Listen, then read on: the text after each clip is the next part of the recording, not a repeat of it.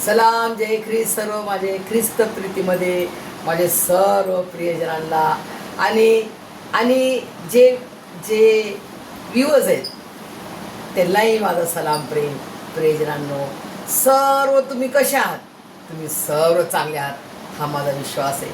कारण जो आपला पवित्र पवित्र त्रेक एक परमेश्वर जो तुम्हाला सांभाळतो, जो मला सांभाळतो, तो आपल्या सर्वांना सांभाळतो आणि आपण सर्वच चांगले आहोत. देवापाने आपल्याला जिवंत ठेवलेलं आहे, तिने आपल्याला आरोग्य दिलेलं आहे. आणि मध्यंतरी मी पुष्कळ आजारी होते, माझी मम्मी आजारी होती आणि पुष्कळ सारे संकट आले होते, पण ते सर्व संकट परमेश्वराने घालून टाकले आणि मला पुन्हा तुमच्यामध्ये देवाचं वचन सांगण्यासाठी हा समय त्याने दिलेला आहे. म्हणून मी परमेश्वराची उपकार स्तुती करते. स्वर्गीय पिता परमेश्वर यहोवा, त्याचा महान असा एकुलता एक प्रिय पुत्र प्रभू येशू ख्रिस्त आणि त्याचा महान असा पवित्र आत्मा जो आपला पवित्र पवित्र त्रेक एक परमेश्वराला आपण सलामी देऊया, धन्यवाद देऊया आणि त्याच्या अंगणात त्याच्या त्याच्या त्याच्या चरणाजवळ स्तुती त्याची आराधना करत प्रियजनांनो आपण त्याच्या जिवंत वचनाकडे वळूया. आजचं सुंदरसं वचन मला मिळालेलं आहे मत्ते सुवर्तमानेचा 7वा अध्याय 13 आणि 14, म्हणजे 2च वर्ष आहेत. मी पटकन वाचेन तुमच्यासाठी प्रियजनांनो. 2 रस्ते अरुंद दरवाजाने आत जा. बघा परमेश्वर आपल्याला काय म्हणतो, अरुंद म्हणजे छोटा, छोट्या दरवाजाने आत जा. कारण अरुंद दरवाजाने आत जा, कारण माझी क्षमा करा प्रियजनांनो. अरुंद दरवाजाने आत जा, कारण नाशाकडे जाण्याचा दरवाजा रुंद व मार्ग पसरट आहे. बघा परमेश्वर आपल्याला काय म्हणतो, अरुंद दरवाजाने. अरुंद दरवाजा म्हणजे कोणता दरवाजा आहे? अरुंद दरवाजाने जाणारा मार्ग कोणता आहे? तो आहे जीवनाकडे जाणारा. परमेश्वर आपल्याला स्वतः म्हणतो, तसं मोशेला म्हटलेलं की मोशे तू जीवन निवड, मरण नको निवड. 2 रस्ते आहेत, एक देवाचा रस्ता आहे आणि एक नाशाचा रस्ता आहे. तर प्रियजनांनो, देवाची आज्ञा आपल्याला काय, अरुंद दरवाजाने आत जा. छोटा दरवाजा आहे तो, अरुंद दरवाजाने आत जा. कारण नाशाकडे जाण्याचा दरवाजा रुंद आहे. रुंद म्हणजे मोठा आहे, मार्ग पसरट आहे आणि त्यातून आत जाणारे पुष्कळ आहेत. पुष्कळ जण त्याच्यात जातात. का?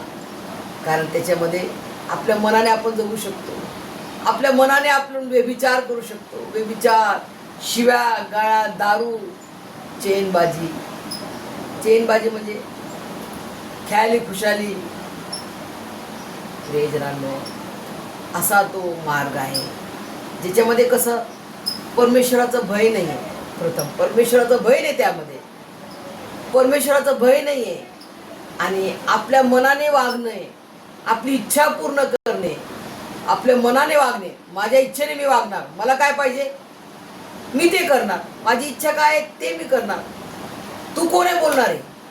तुम्ही कोण आहात शिकवणारे आम्हाला? असे आपण पुष्कळ जण आहोत. आपण आहोत. आपण एक्सेप्ट करा, मी असं करते, माझ्या मनाने करते. माझी इच्छा काय आहे? मला त्यांच्याशी बोलायचं नाही, मला त्यांना क्षमा करायचं नाही, मला त्यांना मदत करायची नाही, मला रुसायचं आहे, मला राग धरायचा आहे. माझी इच्छा, मला बोलायचं नाही, मला शिव्या द्यायच्या त्यांना. असा तो पसरट म्हणजे मोठा असा पसरलेला रस्ता आहे आणि त्यातून जाणारे पुष्कळ आहेत. परमेश्वर त्यातून जाणारे पुष्कळ आहेत, खूप लोक त्यातून जातात.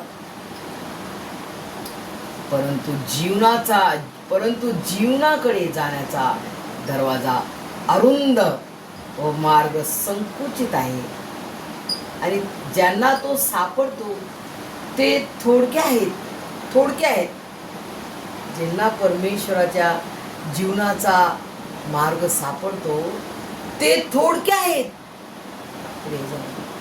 आज आपण म्हणतो, परमेश्वरा तू माझ्यावर किती प्रीती करतो, तू माझ्यासाठी तुझा प्राण दिलास, किती तुने प्रीती केली माझ्यावर.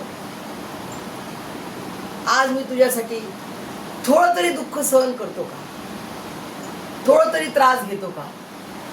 प्रियजनांनो, थोडं तरी काहीतरी कुठेतरी मी तुझ्यासाठी झटतो का?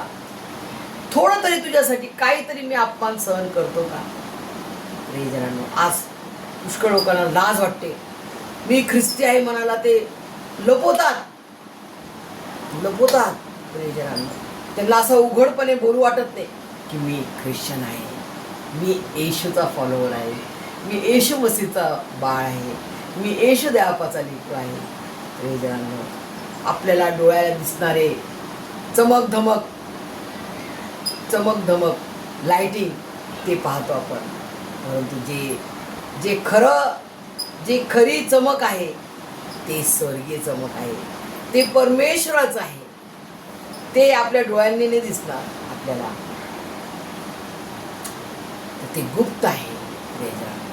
गुप्त आहे, परंतु ते आपल्याला मिळणार. केव्हा मिळणार? जर आपण शेवटपर्यंत टिकू तरच आपला उद्धार आणि तारण आहे. प्रियजनांनो, जो शेवटपर्यंत टिकतो तोच तरेल, देवाचं वचन आहे. प्रियजनांनो, आणि हा जो शेवटपर्यंत टिकतो तोच तरेल, आणि त्यालाच हे जीवनाचा जो अरुंद मार्ग आहे प्रियजनांनो, तोच त्याला जीवनाकडे नेणारा मार्ग आहे. प्रियजनांनो, आज पुष्कळ आपण आपल्या मनाने प्रियजनांनो वागतो, परंतु जसं आपल्याला वय वाढते तेव्हा आपल्याला मला क्षमा करा प्रियजन, तेव्हा आपल्याला समजते की आपण इथं चूक केली, इथं मी चांगला वागलो नाही, इथं मी माझ्या मनाने वागलो, इथं मी गैरशिस्त वागलो, इथं मी शिव्या दिल्या, इथं मी अपमान केला देवाच्या सेवकांचा, देवाच्या लेकरांचा मी अपमान केला प्रियजनांनो, आणि इथं मी व्यभिचार केला. ते व्यभिचार मला नाही करायला पाहिजे, देवाचं भय मी धरलं नाही. आज मला प्रथम आपल्याकडे 10 बोटं आपल्याकडे आपण घेऊया.